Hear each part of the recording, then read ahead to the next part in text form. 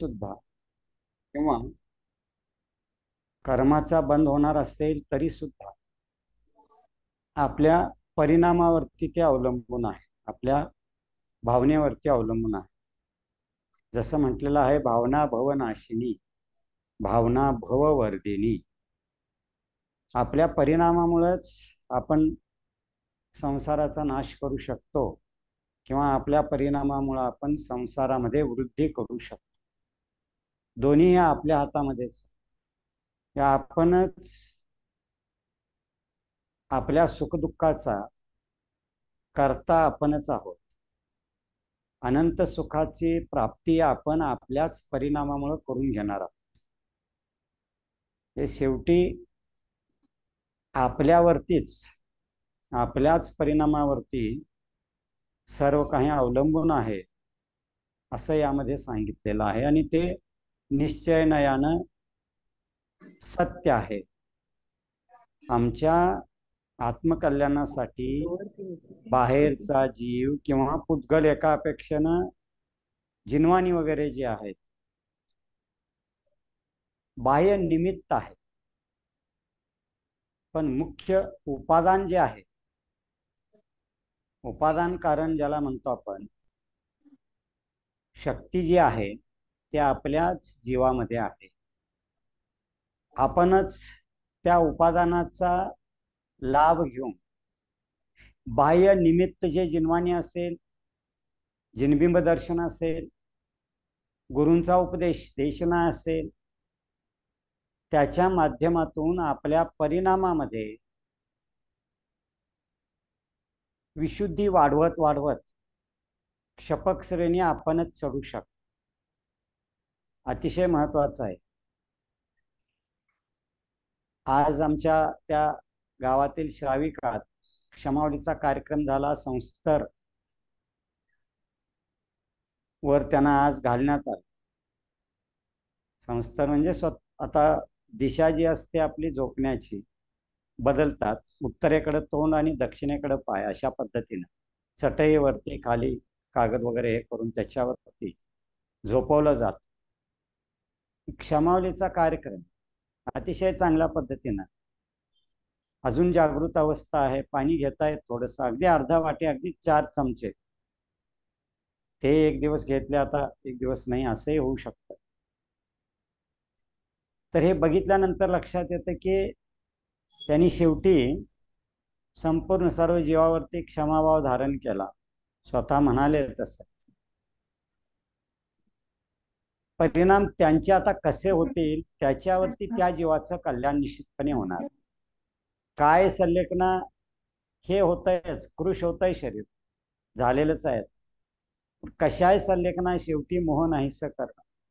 सगळ्या परिग्रहाचा त्याग झालेला आहे. जेवढं आता आहे त्या ठिकाणी जागा तेवढीच फक्त, बस. बाकी काही नाही. अंगावरती जे आहेत ते वस्त्र वगैरे. आरिका म्हणजे अजून नाही झालेले आहे, दीक्षा घेतलेली नाहीत, परंतु महिला असल्यामुळं, श्राविका असल्यामुळं दुसरी प्रतिमा आहे. सांगायचा मुद्दा काय की त्यांचे परिणाम कसे आहेत त्याच्यावरती अवलंबून होणार आहे आत्म्याचं कल्याण होणार की नाही. तसं आपणाला सुद्धा आपल्या आत्म्याचं कल्याण कधी होणार, आपल्याला सुद्धा अनंत सुखाची प्राप्ती कधी होणार, या आपल्याच परिणामावरती अवलंबून आहे. तेच यामध्ये सांगू लागलेले आहेत. अजून त्यामध्ये पुढे सांगतायत गाथा नंबर 70 मध्ये, अज्ञान से ही संसार है इसलिए सावधान होना है, किसी दूसरे को हटाना नहीं है. किती सुंदर सांगतायत. अज्ञान से ही संसार है इसलिए सावधान होना है, किसी दूसरे को हटाना नहीं है, सब भावों का खेल है. ज्या ठिकाणी आपण राहतो त्या संसारामध्ये कुठेही गेलात तरी विकल्प येणार नाही, तसं नाही. सगळीकडे कारमान वर्गना खचाखच भरलेले आहेत, जीव खचाखच सगळीकडे भरलेले आहेत. त्यामुळे या संसारातून मी बाहेर जातो किंवा त्यांना मी हटवतो, बाजूला करतो आणि मी एकांत एका ठिकाणी राहतो, शक्य नाही. एक सिद्ध भगवान मी सिद्ध झालो तरी सुद्धा एका सिद्ध भगवंतांच्या शरीरामध्ये अनंत सिद्ध भगवान आहेत. एका शरीरामध्ये सिद्ध भगवंतांच्या त्याच प्रदेशामध्ये, थोडक्यात त्याच प्रदेशामध्ये अनंत सिद्ध भगवान जाणार कुठं आहे? 3 लोक सोडून कुठं जाऊ शकत नाही, अलोक आकाशामध्ये जाऊ शकत नाही. आणि म्हणून इथं सांगू लागलेत आचार्यश्री की संसार अज्ञानपणामुळे आहे, सावधान व्हायला पाहिजे, दुसऱ्यांना हटवून चालणार नाही. सगळं परिणामाचा खेळ आहे. तुम्ही तुमच्यामध्ये राहा बस. अनंत सिद्ध भगवान जरी एका ठिकाणी एका प्रदेशामध्ये जरी असले तरी प्रत्येक सिद्ध भगवानांचा आत्मा जीव, प्रत्येक सिद्ध भगवान स्वतंत्र आहेत. आणि प्रत्येक सिद्ध भगवानांच्या मध्ये असणारे जे गुण आहेत, अनंत गुण, नौक्षायिक लब्धी वगैरे जे म्हणतो, अनंत सुख किंवा अनंत ज्ञान वगैरे म्हणतो, प्रत्येकांच्या मध्ये स्वतंत्र, प्रत्येकांचे गुण स्वतंत्र, वैशिष्ट्य पहा. प्रत्येक जीवद्रव्य स्वतंत्र एकाच प्रदेशामध्ये आहेत, अनंत आहेत. पण ते अमूर्तिक असल्यामुळं अवगाहनत्व गुण, नामकर्माचा वगैरे नाश झालेला आहे, अवगाहनत्व गुणाची प्राप्ती झालेली आहे. आयुकर्माचा नाश झाला, अवगाहनत्व गुण प्राप्त झालेला आहे. 8 कर्म नाश झाल्यामुळे 8 गुणांची प्राप्ती झालेली आहे. त्यामुळे मला काय करायला पाहिजे हे जर आपण चिंतन करू लागलो तर मी दुसऱ्यांना हटवायचं कारण नाही, दुसऱ्यांच्याकडे बघायचं कारण नाही, ते माझ्याजवळ नको आहेत. आपण म्हणतो व्यवहारामध्ये, आपण काय म्हणतो की ही परिस्थिती मी जिथं राहतो तिथं बरोबर नाही आहे, लोक धार्मिक नाही आहेत, किंवा मला पाहिजे तसं वातावरण नाही आहे, त्या निमित्ताला मी दोष देतो. ते इथं जर बघितलं तर लक्षात येईल, तुम्ही तुमच्यामध्ये राहा ना. तुम्हाला दुसऱ्यांच्याकडे बघायचं कारण काय? दुसरे कोण काय करतात काय नाही कशासाठी तुम्ही बघता? आता मी आलो, मंदिर दर्शन केलं आणि आलो, येताना नाही इथं काहीतरी चालू आहे, तुम्ही बघायचं कारणच नाही. म्हटलो मी, म्हणायचं कारण नाही. ते कुठं काय चाललेलं आहे त्याच्याकडे तुम्हाला बघायचं काय कारण नाही आहे. तुम्ही दुसऱ्यांना हटवायचं काय कारण नाही, स्पष्ट आलं बघायचं. सगळं भावांचं म्हणजे आपल्या परिणामांचा खेळ आहे. वाचू लागलो तर मन किती विकल्प रहित व्हायला पाहिजे, शांत व्हायला पाहिजे, राग दिशाने रहित वास्तविक आपण व्हायला पाहिजे. शास्त्र साधन तेवढ्यासाठी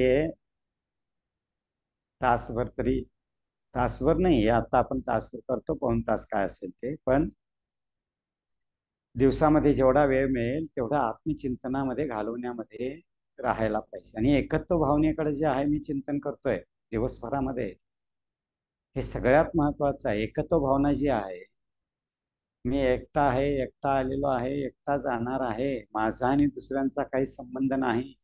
मोह तोडायचं असेल तर जगावरचं बाहेरचं देखील मोह तोडायला पाहिजे. समाजामध्ये असं व्हायला पाहिजे, हे असं करायला पाहिजे, धर्माचं हे व्हायला पाहिजे, ठीक आहे, ते येणार यायला पाहिजे, तरी सुद्धा त्यापासून सुद्धा बाजूला व्हायला पाहिजे. आणि म्हणून सामायिक वगैरे सांगितलं की आत्मचिंतनामध्ये तुम्ही ध्यानामध्ये, त्यासाठी ध्यानामध्ये राहा. हे बाहेरचे सराग अवस्था जी आहे, 6वं गुणस्थान जे असतं मुनींचं, प्रवचन वगैरे किंवा बाहेरच्या क्रिया करत असतात, त्यामध्ये कर्मनिर्जरा होत नाही म्हटले जे असतं. आचार्यश्रींनी परवा कुठंतरी उदाहरण दिलंय ना, काय म्हणतात आचार्यश्री की विमान खालून ज्यावेळी जमिनीवरून जात असतं, विमान सुरुवातीला जमिनीवरून जात असतं, काही अंतर जात आणि त्यानंतर ते हवेत जात. जमिनीवरून जात असताना जास्त त्याला पेट्रोल जास्त लागतं, वरती गेलं लागत नाही. कर्मनिर्जरा तुम्ही सराग अवस्थेमध्ये असताना कर्मनिर्जरा जास्त होत नाही म्हटले. ध्यान अवस्था जी असते ना, त्या ध्यानानेच खऱ्या अर्थानं कर्माचा नाश, शुक्र ध्यानानंच कर्माचा नाश होतो, धर्म ध्यानानं होत नाही. शास्त्रातलं तत्व पहा, समजावून घ्या. धर्म ध्यानानं कर्माचा नाश होत नाही. धर्म ध्यानामुळं क्षपक श्रेणी चढत नाही, त्याला शुक्ल ध्यानच पाहिजे. 7व्या गुणस्थानाच्या दुसऱ्या भागापासून शुक्ल ध्यान पहिलं, पृथक्त्व, वितर्क, विचार, पहिलं शुक्लध्यान. शुक्लध्यानानं वरचं जे ध्यानच पाहिजे. ध्यान करायचं असेल तर तुम्ही तुमच्यामध्ये असायला. मी काय करू लागलोय, मी काल जसे हायकू सांगितलं ना ह्याच्यामध्ये की मन अपना, आचार्यश्रीने ते ह्याच्यामध्ये मी टाकले आज ग्रुपवरती. किती सुंदर आहे. मन अपना, आपलं मन. मन अपना अपने विषय में, आपल्या विषयामध्ये क्यों न सोचता. आपलं मन आपल्या विषयाबद्दल सोचत नाही, आपल्याबद्दल विचार करत नाही. मन माझं माझ्याबद्दल विचार करायला पाहिजे की नाही. मी माझ्याबद्दल विचारच करत नाही. मी दुसऱ्यांच्याबद्दल विचार करतो, माझ्याबद्दल करतच नाही मी. माझ्या आत्मकल्याणासाठी मी विचार करायला पाहिजे, मी करत नाही. आजपर्यंत कधी केलं काय बघा. तो दुसरा, तो कसा वाटतो, काय वाटतो, त्याचं दुसऱ्याचं चिंता, दुसऱ्याची काळजी करायचं मला काही कारण नाही, काही संबंध नाही मला. रावणाचा भाऊ तो रावणाची काळजी करू लागला आणि त्याच्यासाठी तो अनेक काय काय हे करतो. स्वतःची नाही काळजी, स्वतःची काळजी करायला. ज्यावेळी रावण ऐकत नाही त्यावेळी तो रामाकडे जातो. नको या अन्यायाच्या बाजूने लढायला. त्यावेळी तो स्वतःची काळजी थोडक्यात केल्यासारखं झालं. स्वतःची काळजी मी आजपर्यंत करतच नाही आहे, करायला.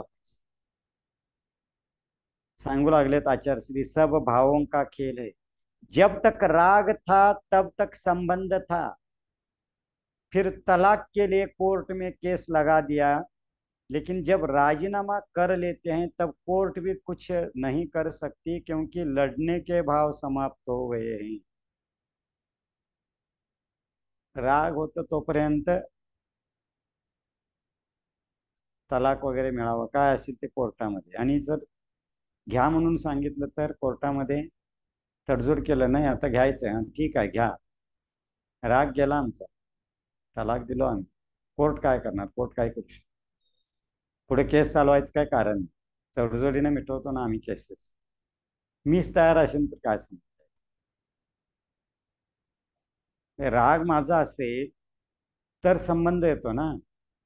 माझा राग गेला, परवस्तूबद्दलचं अनुराग गेलं, प्रेम गेलं, आसक्ती गेलं, परवस्तूबद्दलची माझी आसक्ती गेली, तर आपोआप बंद तुटला, बंद संपला, कर्म बंद व्हायचं थांबलं, कर्माचा आश्रव थांबला. रागद्वेषामुळेच स्थितीबंध आणि अनुभाग बंद कर्मामध्ये बांधलं जात. मी रागच बंद केलो, रागच केलो नाही, तर आपोआप कर्म बंद व्हायचं थांबलेलं आहे आणि त्यामुळं जीव माझा स्वतंत्र होणार आहे. अनादी काळापासून पाठीमागे सांगितलेत, कर्माचं आणि जीवाचं दोघांचं बंध संबंध आहेत आणि त्या संबंधाला तलाक घ्यायला पाहिजे, सोडचिठ्ठी त्याचं करायला पाहिजे म्हणून सांगितलं. लक्षात ठेवण्यासारखं. याची सोडचिठ्ठी करायची आणि मुक्तिवधू बरोबर लग्न करायचं. ते करायचं काय, मुक्तिवधू मीच माझ्यामध्ये राहायचं, आत्मज्ञ व्हायचं आहे, ते सगळ्यात महत्वाचं आहे.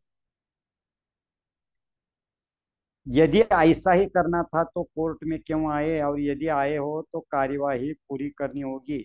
आपसी समझौते से इसी तरह केस कम हो जाए तो बहुत अच्छा है, इसीलिए तो न्यायालय है. तुम्ही समझोता करून जर मिटवला तर तडजोडीनं फार चांगला आहे. कोर्ट त्यासाठीच आहे, समझोत्यानं मिटवा काय हरकत नाही. तडजोडीसाठी लोक न्यायालयाची व्यवस्था कोर्टामध्ये आहे. आपसात करण्यासाठी प्रयत्न केला जातं. कोर्ट सुद्धा सांगतं, केस सुरू होण्यापूर्वी दावा दाखल केला, प्रतिवादी हजर झाले, दोघे हजर झाल्यानंतर कोर्ट अगोदर विचार संपवण्यासाठी काही प्रयत्न करता येईल की ते अगोदर बघतात आणि त्यानंतर पुन्हा मग केस सुरू होत. नाहीतर संपवू शकतात, कधी पण संपवू शकतात. केस चालू झाली तरी सुद्धा नंतर सुद्धा संपवू शकतात, तडजोड होऊ शकते. आश्रव बंद होते हुए भी अंतर मुहूर्त में ऐसा पुरुषार्थ किया कि सर्व कर्म से मुक्त हो गए, नो कर्म के अंतिम संस्कार की भी आवश्यकता नहीं. शास्त्राप्रमाणे बघा, आश्रव बंद होऊ लागलेले आहेत, पण अंतर्मुहूर्तामध्ये तुम्ही जर असं पुरुषार्थ केला, विशुद्ध परिणाम करून क्षपक श्रेणी चढला, संयम धारण करावा लागेल, सकल संयम मुनी पद धारण करावं लागेल, त्याशिवाय होणार नाही.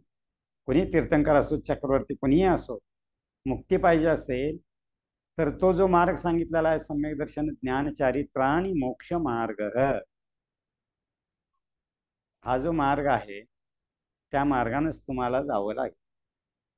जो मार्ग आहे परिणामामध्ये तुमच्या विशुद्धी आणावं लागेल, बाहेर बघायचं बंद करावं लागेल, पूर्ण तुम्ही तुमच्यामध्ये राहावं लागेल. आत्मज्ञ झाला, केवळ ज्ञानाची प्राप्ती होईल.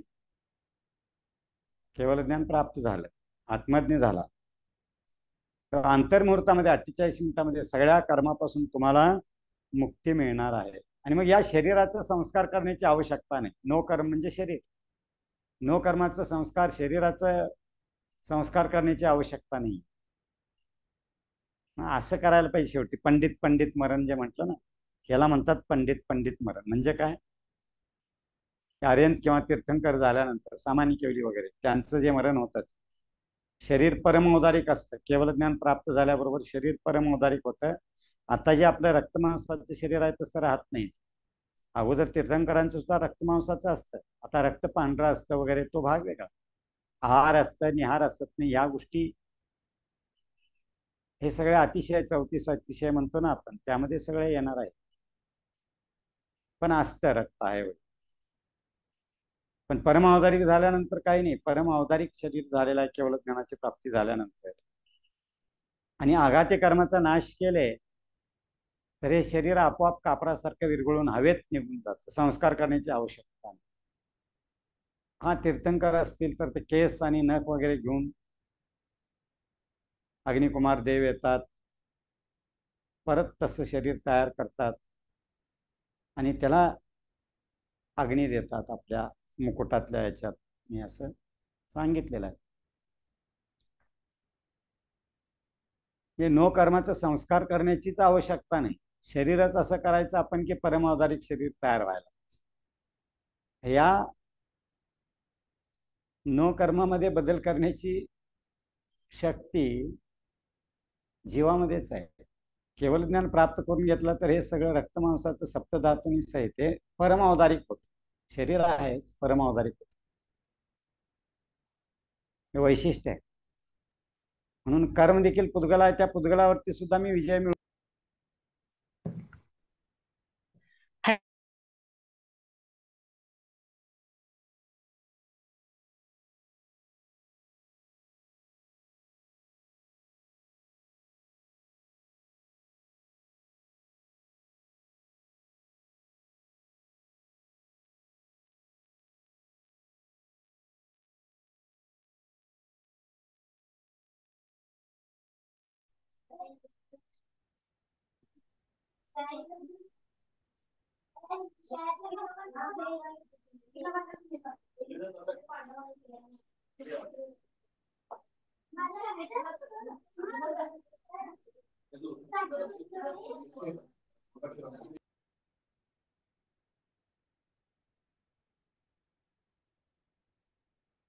हॅलो, हे दुसरं काय लागले?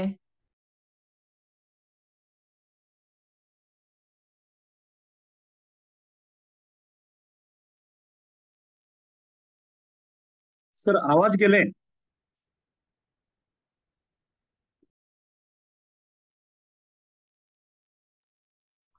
हा, कोणीतरी म्यूट केलं होतं बघा, मी केलंय आता, आवाज सुरू केलेला आहे. आवाज येतोय का आता? हा येतोय येतोय आता आवाज. हा, चाल. कुणीतरी चुकून असं हे होत आहे बघा, म्हणजे युट्यूबला चर्चा करता येत नाही म्हणून युट्यूबच्या ऐवजी हे चालू केलेलं आहे. बघूया काय काय होतं यामध्ये थोडस. ठीक आहे, आपणाला चर्चा करणं महत्वाचं आहे. एका याच्यानं स्वाध्याय व्हायला नको अशा अपेक्षेनं चंद्रकांतने अतिशय म्हणजे प्रयत्न आणि वास्तविक त्यांच्या याच्यामुळे त्यांनी ते हे झूमचं चालू केलेलं आहे. ठीक आहे. तर शरीर, आपण आपलं शरीर जे आहे ते आता जे अशा पद्धतीचं शरीर आहे रक्तामांसाचं, हे परमावधारिक शरीर केवळ ज्ञानाची प्राप्ती झाल्यानंतर आपोआप होतं म्हणून सांगितलं. 5 से 25 धनुष की देह के लिए न तेल लगेगा, न लकड़ी, न माचिस लगेगी. काही लागत नाही, तेल लागत नाही किंवा अग्निसंस्कार देतो ना आपण, काही लागत नाही, लाकडं वगैरे काही लागत नाही. म्हणजे दुसऱ्यांना काही जण म्हणतात ना की काही शेवटचं त्या अंतिम संस्कारासाठी रक्कम वगैरे देऊन जातात की मी गेल्यानंतर हे अंतिम संस्कार करा. त्याची व्यवस्था काही करतात किंवा करावं लागतं. तर आपणच सर असं अक्काताई यांना काहीतरी प्रश्न विचारायचा मध्येच हँड रेज करायला लागले, त्यांचे काय प्रश्न एकदा समजावून घ्या. एक सेकंड सर. हा ठीक आहे, चला. कोण प्रश्न विचारायचंय, काय विचारा जरा. हा अक्काताई, तुम्ही हँड रेज केलाय, तुम्ही अनम्यूट करून विचारा काय विचारायचं ते. सर सर हा वंदना सर, हा वंदना. जेनी. हे बघा, आता तुम्ही तीर्थंकरांचं परम अवतारिक शरीर म्हटला ना, हा केवल ज्ञान झाल्यानंतर. मग हा ही जन्माचे अतिशय 34 अतिशय आहे तीर्थंकरांचे, त्यातले जन्माचे 10 आहेत, त्यांना ऑलरेडी परम अवतारिक शरीर नसतं का नाही नाही फक्त नाही, सुरुवातीला परमावधारिक शरीर असत नाही आहे. आपल्यासारखं अवधारिक शरीर असतं, फक्त रक्त पांढरं वगैरे असतं ना, हा जे अतिशय सांगितलं तेच असतं. आहार असतं पण निहार असत नाही. आपलं हम्म जसं आहार आहे पण निहार पण आहे, तसं त्यांचं असत नाही. हे जे अतिशय सांगितलंय तेवढंच आहे, पण परम अवधारिक असत नाही. रक्तमांस आपल्यासारखं असतं, आपल्यासारखं शरीर, अवधारिक शरीर आपल्यासारखं आहे, असं आहे. हा म्हणून आहार. तीर्थंकर जे असतात ते तीर्थंकर नियमानं लग्न करून संसार करून मग पुढं ते हे करतात, जे दीक्षा घेतात आणि तीर्थंकर नंतर होतात, असं आहे. नियमानं तीर्थंकर सुद्धा संसार करतात, असं आहे. जसं आदिनाथ भगवंतांनी केलं ना, संसार केला, मुलं वगैरे झालं, मुली होत नाहीत मात्र. हे हुंडाव सर्पणी काळाच्या दोषामुळे मुली झाल्या, असं ते आहे. मग आहार घेतात पण निहार होत नाही, आणि विहार होत असतो. विहार चालू असते. विहारचं हा. काय, आपल्यासारखं सगळीकडे जातात की शेवटी हम्म, दीक्षा घेतात, सगळं आहेच. हम्म. ठीक आहे. परंतु जे म्हटलं की काही शास्त्रामध्ये किंवा लिहिताना लिहितात की भगवान महावीर सगळीकडे फिरले, त्यांनी प्रचार प्रसार केला, ते हिंसा वगैरे चालू होती, त्या ह्याच्यामध्ये आहुती वगैरे देत होते आणि ते बंद केले आणि प्रचार करून. तर तसं प्रचार करून म्हणजे मुनी अवस्थेमध्ये तसं हे करतात असं नाही आहे. जोपर्यंत केवळ ज्ञानाची प्राप्ती होत नाही तोपर्यंत तीर्थंकर बोलतच नाहीत, बोलूच शकत नाहीत. म्हणजे दिव्य वाणी बाहेर पडतच नाही. आणि तीर्थंकर झाल्यानंतर समवसरणाची रचना वगैरे कुबेर करतात आणि त्यानंतर मग त्यांची वाणी बाहेर पडत असते. आणि त्या याच्यानं मग जे तिथं समवसरणात येतात किंवा बाकीचे जीव हे करतात निमित्त घेऊन, ते त्यांचं आत्मकल्याण करून घेतात, असं आहे. मग त्यावेळी त्यांची वाणी मूक असतात, आणि समोशरणामध्ये ज्यावेळी ते गौतम गणधर त्यांच्याजवळ उपदेश म्हणजे ऐकण्यासाठी असतात, त्यावेळीच त्यांची वाणी खिरते ना. हा, त्याच वेळी फिरते. असल्याशिवाय, गंधर असल्याशिवाय फिरत नाही ती वाणी. हा ठीक आहे. गंधर असल्याशिवाय फिरत नाही, असं. हा हा ठीक आहे सर. 66 दिवस वाणी फिरली नाही त्यासाठी. हा चला ठीक आहे.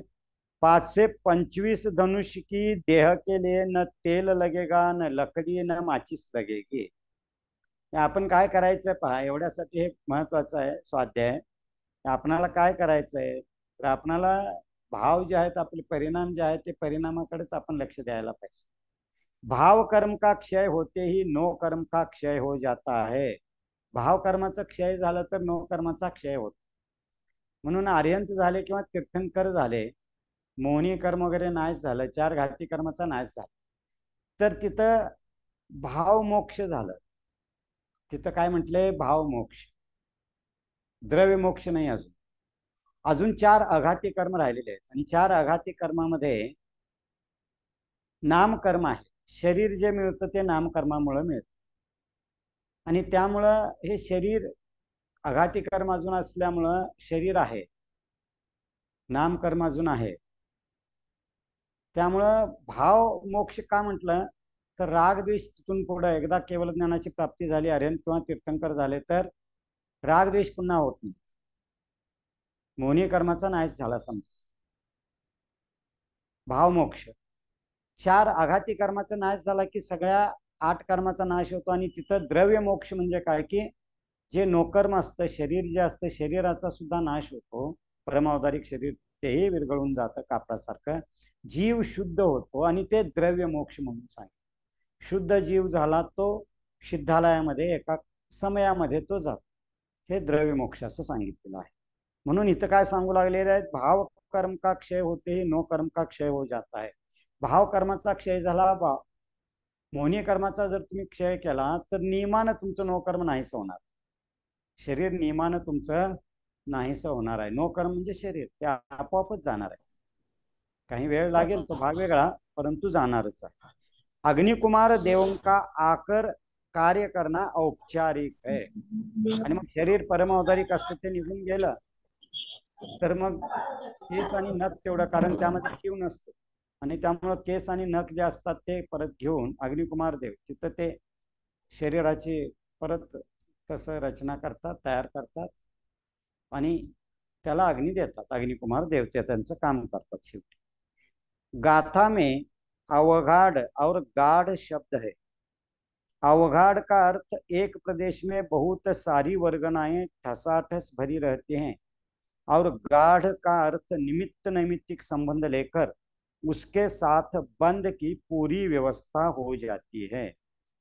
याच्यामध्ये अवघाड आणि गाढ असं सुरुवातीलाच गाथेमध्ये ओगाढ गाढ असं शब्द आहे. ओगाढ गाढ असं म्हटलेलं आहे. तर त्या अपेक्षेने ते सांगतायत अवघाड शब्द. अवघाड म्हणजे एकाच प्रदेशामध्ये सगळ्या वर्गना ठसाठस भरलेले असतात. आता एका प्रदेशामध्ये कसं भरले जातात, उदाहरण माग सांगितलेलं आहे एका अपेक्षेनं की आता एक बल्ब लावलो आपण आपल्या खोलीमध्ये तर प्रकाश सगळीकडे पडलेला आहे, सगळा प्रदेश व्यापलेला आहे. त्याच ठिकाणी दुसरं बल्ब आपण राहिलो तर ते त्याचा प्रकाश सुद्धा त्यामध्येच मावतो. तिसरा बल्ब लावला तर त्याचा प्रकाश त्यामध्ये राहतो. अवघानत्व एकमेकांना ते जागा देतात. ठसाठस एका प्रदेशामध्ये भरणं त्याला अवघाड असं वापरलं शब्द. आणि गाढ जे म्हटलेलं आहे ते एवढ्यासाठी निमित्त नैमित्तिक संबंध. हे निमित्त नैमित्तिक संबंध समजावून घेणं अतिशय महत्वाचं.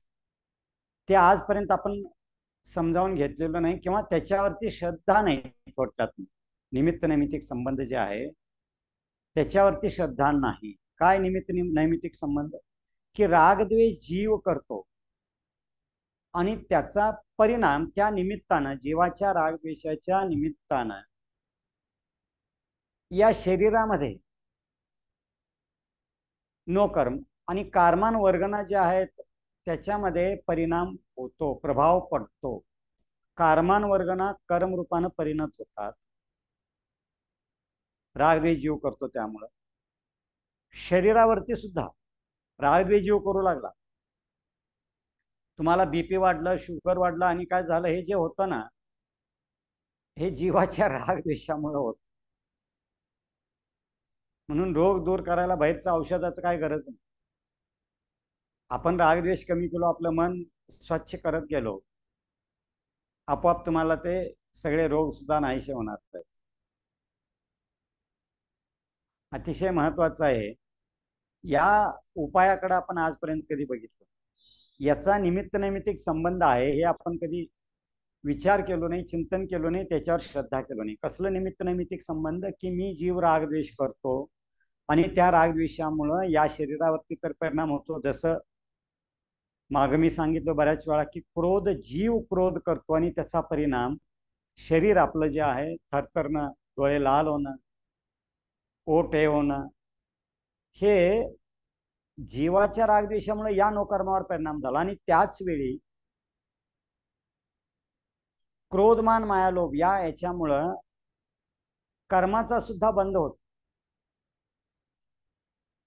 कार्मान वर्गना कर्म रूपानं सुद्धा परिणत होत. दुपारी एक उदाहरण सांगितलं असं या ह्याच्यामध्ये काहीतरी विषय निघाला म्हणून, की डोळ्यातनं पाणी येतं, रडू रडू लागतो आपण. शोक आपणाला झाला, दुःख झालं, रडू लागलो आपण, डोळ्यातून पाणी येतं, रक्ताचं पाणी होतं म्हणून सांगितलं. मी डॉक्टरांच्या बरोबर चर्चा केलो, हे पाणी कुठनं आलं, असतं काय त्या अगोदरच डोक्यामध्ये? पाणी असत नाही डोक्यामध्ये. काही अशा पेशी किंवा हे आहेत, आपणाला जीव दुःख करतो आणि त्याचा परिणाम त्याच्यामध्ये होऊन ते रक्ताचं पाणी करतं, पुद्गलावरती परिणाम होतो ना. हे निमित्त नैमित्तिक संबंध. बाहेर बघितलो मी परद्रव्याकडे, पुद्गलाकडे मी बघतो, आणि पुद्गलाकडे बघितलं तर मला राग द्वेष पण होतो. वास्तविक व्हायचं काय कारण आहे का मला सांगा? हे निमित्त नैमित्तिक संबंध कसा आहे? पाठीमागचा जीव जर शत्रू असेल किंवा मित्र असेल, किंवा हे जसं पार्श्वनाथ भगवंतांचा जीव हत्ती पर्यायामध्ये आहे, किंवा भगवान महावीरांचा जीव सिंह पर्यायामध्ये आहे, ओढून चारण हृदयधारी मुनी चाललेत आणि ते तिथं थांबतात, खाली येतात. निमित्त नैमित्तिक कसं असतं पहाय. किंवा अंजना जी आहे ती, मुलगा तो असतो हनुमान, त्यांचा तो मामा जात असतो विद्याधरवरून, त्याचं विमान थांबतं, खाली त्याची बहीण असते, आणि तो हनुमान शरम शरीरी त्याच भावात मोक्षाला जाणारा जीव. हे असे काही कसे संबंध असतात पहा. इथं सांगू लागले ते कर्म आणि जीवाचा संबंध, निमित्त नैमित्तिक संबंध. गाढ हा शब्द तेवढ्यासाठी वापरला. या पुरी व्यवस्था आहे, म्हणजे हे आपोआप होत आहे, आपणाला काही करावं लागत नाही. परिणाम कसे होतात काय फार समजावून घ्यायची काय आवश्यकता नाही. लब्धसार, क्षपणासार वगैरे बाकीच्या ग्रंथामध्ये सूक्ष्मामध्ये कर्मकांड, जीवकांड वगैरे सगळे आहेत, विषय भरपूर आहेत. आम्हाला ते समजावून घेणं किंवा फार स्वाध्याय आवश्यक असं नाही. परिणाम मी चांगलं करत गेलो की आज ज्या क्रिया होणार आहेत ते आपोआप होत जातात. निसर्ग नियमच आहेत. आपोआप जसं सांगितलं जातं, कुठल्या देवस्थानमध्ये वगैरे तुम्ही काय रुपये टाकला, नाणी टाकला, तर ते आपोआप इकडचं प्रत्येक नाणी वेगवेगळ्या पद्धतीने वेगवेगळ्या ठिकाणी जातात. तसं मी जे करतो, रागद्वेष करतो किंवा हे योग असतात 15 प्रकारचे वगैरे, या क्रियामुळं जे कर्म बांधणार त्या त्या पद्धतीनं कर्म बांधलं जातं. त्याच्यामध्ये स्थितीबंध, अनुभागबंध, प्रदेशबंध, प्रकृतीबंध आपोआप व्यवस्था होत असते. या सूक्ष्म व्यवस्थेकडं थोडंसं माझं चिंतन लक्ष असायला पाहिजे, समजावून घेण्याचा थोडासा प्रयत्न करायला पाहिजे. एका समयाला समयप्रबद्ध कर्म बांधलं जातं, एक समयप्रबद्ध अनंत कर्मांवरना कर्मरूपानं परिणत होतात. हे सगळं जर समजावून घेऊ लागलो, घ्यावं लागेल समजावून. हे निमित्त नैमित्तिक संबंध तेवढ्यासाठी सांगू लागलेले आहेत. जिस तरह 5 स्थावर लोक में सर्वत्र व्याप्त हैं, 5 स्थावर लोक में सर्वत्र व्याप्त हैं, उसी तरह काजल जैसी गाढ़ रूप से कार्बन वर्गनाएं भरी हुई है, या एक गिलास पानी है उसमें शक्कर और डाल दो तो वह भी समा जाएगी. ग्लास पाण्यानं पूर्ण भरलेला आहे, आता त्यामध्ये जागा कुठं आहे ते, पण साखर टाकलं की ते विरघळताना आपोआप जातात, म्हणजे जागा ते. तसं हे ठसाठस कर्मान वर्गना वगैरे भरलेले आहेत, हे सांगू लागलेले आहेत. उसी प्रकार से यह लोक उसी प्रकार से यह लोक है, इसमें सभी प्रकार की वर्गनाएं निहित हैं. भाषा वर्गनाएं हैं, आहार वर्गनाएं जो औदारिक, वैक्रिक व आहारक शरीर रूप परिणत होती हैं, मनोवर्गना आदि हैं. स्कंद आहेत, जड आहे, सोन्यापासून सोन्याचा अलंकार तयार करतो, चांदीपासून चांदीचा अलंकार तयार करतो, मातीपासून कलश तयार करतो. ती व्यवस्था आहे. तसं हे शब्द बाहेर पडू लागलेले आहेत. भाषा वर्गनापासून शब्द तयार होतात. हे जे शरीर तयार झालं, हे काय आपण खातो, फळ वगैरे काय असेल, औदारिक वर्गणेपासून हे शरीर तयार होतं, वैक्रिक वर्गणेपासून वैक्रिक शरीर तयार होतं, आहारक वर्गणेपासून आहारक शरीर तयार होतं. मन आत असतं ते द्रव्यमन, ते मनोवर्गणीपासून तयार होतं. तैजस वर्गणीपासून तैजस शरीर तयार होतं. कारमान वर्गणीपासून कारमान शरीर तयार होतं. हे सगळं आपोआप निसर्गामध्ये सगळं हे ठरलेलं आहे. निसर्ग नियमाप्रमाणे हे कार्य चालू आहे. त्याच्यामध्ये कुणीही बदल करू शकत नाही. साक्षात तीर्थंकर असोत, कुणीही सामान्य अरहंत असोत, सिद्ध भगवान असरी काहीच करू शकत नाही. कुणीच काही करू शकत नाही. मी बाहेरच्या व्यवस्थेमध्ये मी बदल करावं अशी अपेक्षा मी जे ठेवतो ते वास्तविक चुकीचं आहे. या सगळ्यामधून आपण सारांश काढायचा. सगळ्यात महत्वाचं, निसर्गातल्या नियमांना मी बदल करू इच्छितो ते चुकीचं आहे. कधीच होणार नाही. 3 काळात तुम्ही निसर्गातल्या नियमांमध्ये बदल करू शकत नाही. हा एखादा जीव तुमचं निमित्त घेऊन पुढे जाणार असेल, त्याच्यामध्ये सुधारणा होणार असेल, निमित्त देण्याचं काम तुम्ही करा. मातीपासून कलश तयार व्हायचे, बरोबर आहे. त्यासाठी कुंभार पाहिजे, चक्र पाहिजे, पाणी पाहिजे, सगळं पाहिजे. त्यामध्ये नुसता कुंभार पण चालणार नाही, बाकीचं सगळं आहे. आणि त्या मातीमध्ये सगळ्यात महत्वाचं मुख्य, मातीमध्ये ती शक्ती असायला पाहिजे कलश तयार होण्याचं. कंकर खड्यापासून तयार होणार नाही कलश. तसं त्या जीवामध्ये तो जीव भव्य असायला पाहिजे, निकट भव्य असायला पाहिजे.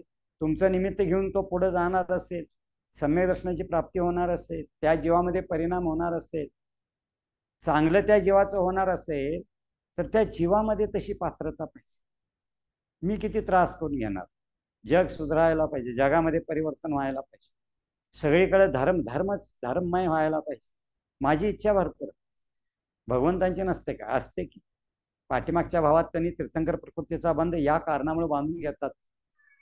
सगळं जग सगळ्यांना अनंत सुखाची प्राप्ती व्हावी, पण होत नाही.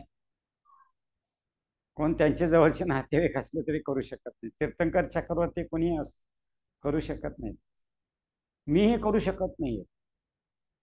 ही सत्य वस्तुस्थिती आपण स्वीकारून प्रयत्न करू नका असं नाही, पुरुषार्थ करू नका असं नाही आहे.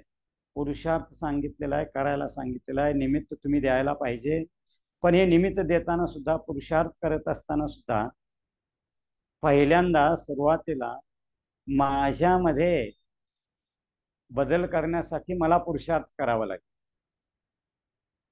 माझ्यामध्ये बदल झाला, मी केवळ ज्ञान प्राप्त करून घेतलो, तर जगाला आपोआप वाणी बाहेर पडणार आहे आणि जगाला ते कळणार आहे. जग त्या मार्गाला पुढे मार्गावरती येणार आहे, प्रशस्त होणार. म्हणून सुरुवात माझ्याकडून करणं हे सगळ्यात महत्वाचं. माझ्यामधले परिणाम मी चांगले ठेवणं हे महत्वाचं.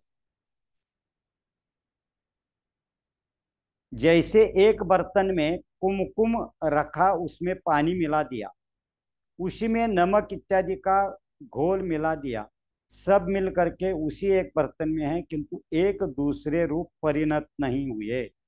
कुंकू एका वाटीमध्ये ठेवलेला आहे, त्याच्यामध्ये पाणी मिसळलं, त्यामध्ये परत मीठ घातलं, ते सगळं मिसळलं जातं. पण मीठ स्वतंत्र आहे, पाणी स्वतंत्र आहे, कुंकू जे आहे ते स्वतंत्र आहे. असं प्रत्येक जीव स्वतंत्र आहे. संसारामध्ये सुद्धा आई वडील, भाऊ बहीण, मुलगा मुलगी सगळे एकत्र आहोत आपण, पण प्रत्येकाचं कर्म स्वतंत्र आहे. प्रत्येक जीवाचं कर्म स्वतंत्र आहे. एका जीवाला दुःख होऊ लागलेलं आहे, त्रास होऊ लागलेला आहे, जखम झाला असेल, काहीतरी झालं असेल, पोटामध्ये हे झालं असेल, तर तोच भोगायला पाहिजे. ते आई वडील बाकीचे कोणी घेऊ शकत नाही आहे. कुणी काही करू शकत नाही. तुम्ही त्यांच्यासाठी रडला, काही केलं तरी तुम्ही घेऊ शकत नाही ते. त्याचं कर्म त्याच्यावर. हे जैन धर्म स्वतंत्र व्यवस्था, प्रत्येक जीवामध्ये त्याचं हे आपण सगळ्यात महत्वाचं आहे, समजावून घ्यायला पाहिजे. शेवटी शंका समाधान, कोणाचं शंका असेल तर शेवटी मी विचारतोय. झालेला आता वेळ, 5 मिनिटांमध्ये आपण पुढं शंका समाधानसाठी वेळ देणारच आहोत.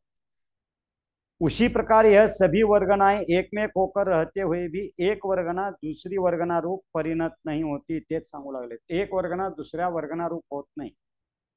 भाषा वर्गना जे आहेत ते भाषा वर्गना रूपच राहतात. ते आहार वर्गना रूप होत नाहीत, किंवा आहार वर्गना तैजस वर्गना रूप होत नाहीत, कारमान वर्गना रूप होत नाहीत, प्रत्येक स्कंद स्वतंत्र राहतो. प्रत्येक जीव जसा स्वतंत्र आहे, एक जीव दुसऱ्या जीव द्रव्य रूप कधी 3 काळात होत नाही.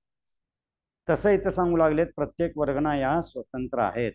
कारमान वर्गनाएं कारमान वर्गना के रूप में रहेंगे, मनोवर्गनाएं मनोवर्गना के रूप में, शब्द वर्गनाएं शब्द वर्गना के रूप में और आहार वर्गनाएं आहार वर्गना के रूप में रहेंगी. कारमान वर्गनाएं शब्द वर्गना या मनोवर्गना रूप परिणत नहीं होती, ऐसी ही व्यवस्था निरंतर रहती है.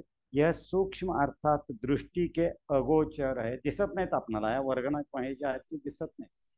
स्कंद आपल्याला सूक्ष्म असतात, दिसत नाहीत. आता शब्द बाहेर पडू लागलेत, आपल्याला दिसत नाही आहेत. शब्द बाहेर कधी पडले? भाषा वर्गनेपासून ते शब्द तयार झाले आणि बाहेर पडले. भाषा वर्गना आपल्याला दिसतात काय? दिसत नाहीत. स्वरयंत्रामध्ये ते भाषा वर्गना त्याचं शब्दामध्ये रूपांतर येतं. स्वरयंत्र आपल्यामध्ये आहे. त्याशिवाय आपण पंचेंद्रिय आहोत. म्हणजे हे सगळं भाषा पर्याप्ती वगैरे पूर्ण झालेलं आहे आणि नंतर ह्या क्रिया आपोआप होऊ लागलेल्या आहेत. सूक्ष्म आहे, आपणाला ते दिसत नाही आहे. अगोचर आहे म्हणून सांगितलं, सूक्ष्म आहेत म्हणून सांगितलेलं आहे. पुढचं आता हे 71चं हे चालू होणार आहे. आगे कहते हैं कि आत्मा में जब मिथ्यात्व राग द्वेष आदि परिणाम होते हैं तब उनका निमित्त पाकर कर्म योग्य पुद्गल निश्चय से अपने ही उपादान कारण से स्वयं ही कर्म रूप परिणमन कर जाते. अतिशय विषय चांगला आहे. आपल्याला फक्त थोडस समजावून घ्यायला लागणार आहे. कठीण वाटेल काही जणांना, पण कठीण नाही आहे. आपण थोडासा समजावून सांगण्याचा मी प्रयत्न करतोय. पुढच्या 71 नंबरच्या गाथेमध्ये सुद्धा कर्म जे आहे ते कसं कर्म रूपाने परिणत होतं, त्याला कारण काय आहे ते यामध्ये पुढं सांगणार आहे. आता जे सांगितलं याच्यामध्ये काही शंका असतील तर शंका विचारायला काही हरकत. कोणाला शंका विचारायचं असेल तर त्यांनी शंका विचारू शकतात.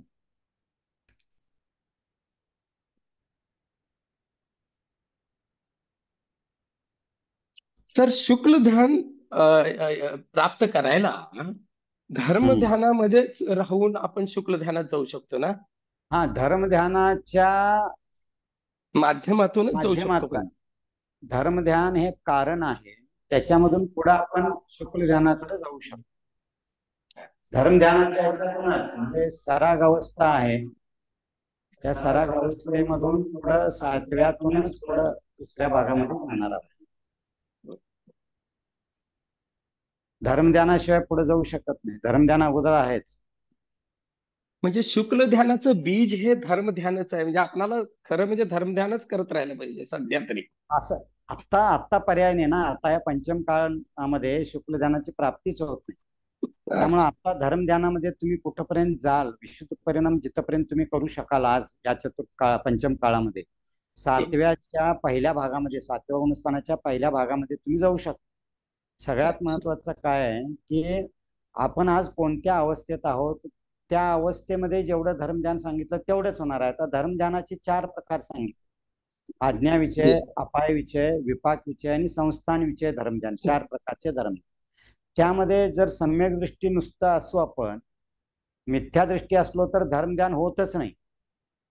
किती वैशिष्ट्य पहा, हे कळायला पाहिजे. सगळ्यात महत्वाचं म्हणजे जर जीव द्रव्यावरती आपलं श्रद्धा नसेल, जीव आणि शरीर वेगळं माहित नसेल आणि तो जीव बाहेर कितीही जीवांचं कल्याण करू लागलेला आहे, म्हणजे अनुकंपा म्हणून असं अगदी मदर तेरेसा म्हणा किंवा आणखीन कोण, महात्मा गांधी म्हणा, आणखीन कोण म्हणा, कितीही करू लागलेत, बाबा आमटे असतील, हे वगैरे उदाहरण सांगितलं, संत तुकोबा असतील, आणखीन काय असतील, हे सगळे जीव करू लागलेत. पण जीव आणि शरीर किंवा जीव पुद्गल याचे गुण आणि ते भेद वेगवेगळे आहेत, याच्याबद्दल भेद विज्ञान नसेल तर ते सम्यक दृष्टी नाही.